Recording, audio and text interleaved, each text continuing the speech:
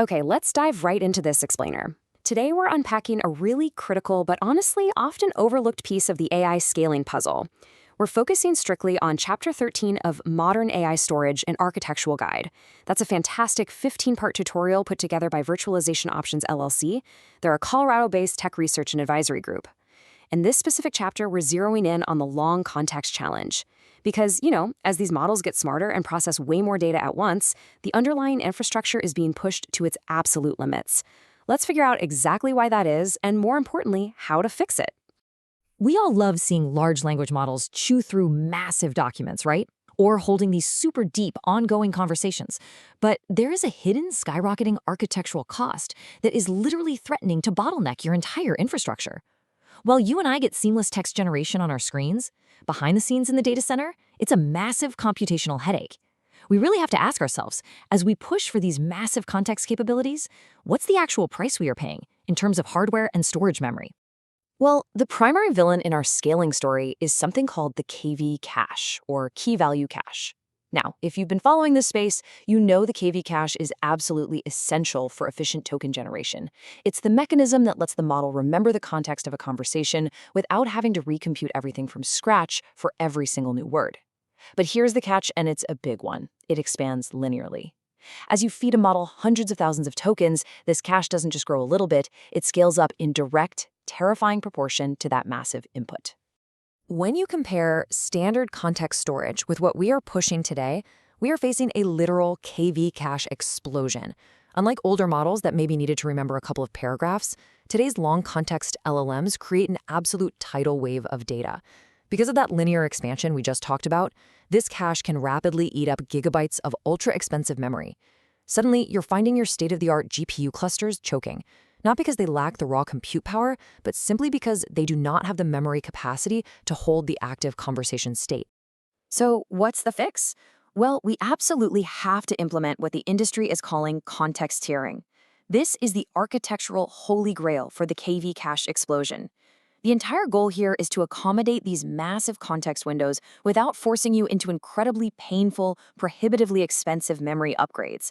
It's a balancing act, right? We're trying to strike the perfect harmony between the sheer capacity needed to hold the data, the financial cost of the hardware, and inference latency. We want the model to stay lightning fast, but we can't afford to dump everything onto the most expensive memory chips on the market. The core philosophy behind this is actually really fascinating. It comes down to this. Not all context needs to sit in the VIP section of your memory all the time. Kind of like human memory, right?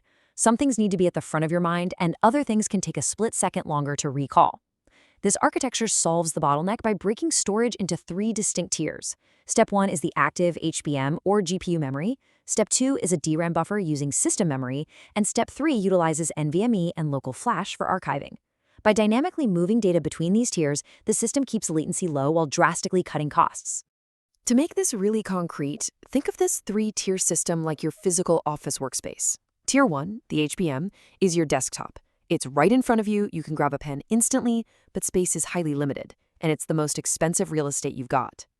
Tier 2, the DRAM, is like the top drawer of your desk. It holds a lot more, it's a tiny bit slower to access than the desktop, but still incredibly quick. And Tier 3, the NVMe storage, that's your massive filing cabinet across the room. Huge capacity, super cost-effective, but it takes the longest to walk over and get a file. A smart AI system seamlessly shuffles data between the desktop, the drawer, and the cabinet based on exactly what it needs right this second. Let's break these down practically, starting with the absolute fastest, most expensive tier, GPU HBM, or high bandwidth memory. This is the smallest and fastest tier in the entire architecture. Because the cost per gigabyte is so astronomical here, this space has to be strictly, and I mean strictly, reserved for active KV cache data only. When the model is in the middle of immediate token generation, the data it needs, millisecond by millisecond, absolutely must live here. If you run out of HBM, your model slows to a complete crawl, and that is exactly why we need the next 2 tiers to handle the overflow. So what happens when data in that cache becomes slightly less active? Maybe it's from a section of a document the model isn't immediately analyzing. Well, it gets smoothly offloaded to Tier 2, DRAM. This DRAM provides that crucial mid-tier capacity and speed. It acts as a massive, super efficient buffer. It essentially saves us from having to constantly page data all the way down to the local disk, which would absolutely tank our inference speeds. Plus, it frees up that ultra-expensive HBM desktop space for the most critical computations. And finally, we hit Tier 3, which leverages NVMe and local flash. This is where we get our large-capacity persistent storage. The archived or the absolute least critical KV cache segments are shuffled down to this layer. For example, say an AI agent is referencing a massive knowledge graph, or maybe a vector database that it only checks once in a while. That data does not need to clog up your DRAM or your HBM.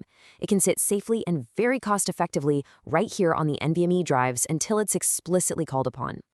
To sum up the philosophy, there's a fantastic quote from the source material that really hits the nail on the head. It says, "Integrating these diverse memory types into a cohesive, performant, and cost-effective storage architecture is paramount for the scalability and intelligence of next-generation AI agents." I mean, that's it right there. It's not about just blindly throwing hardware at a problem. It's about intelligent integration. By strategically tiering your memory across HBM, local NVMe, and even disaggregated Ethernet-attached flash, you can achieve that perfect balance you need to run advanced, long-context models without bankrupting your IT budget. So as you prepare for this next wave of long-context models and agentic AI, you really have to ask yourself a tough question. Is your data center storage architecture actually ready to handle this kind of scale? If you're relying solely on expensive GPU memory, you're going to hit a wall, both technically and financially. Context tiering isn't just some nice-to-have optimization anymore. It is a fundamental architectural requirement for the next era of AI. Take a hard look at your memory hierarchy, because this data, it's certainly not getting any smaller. Thanks so much for joining me for this explainer, and I'll catch you in the next one.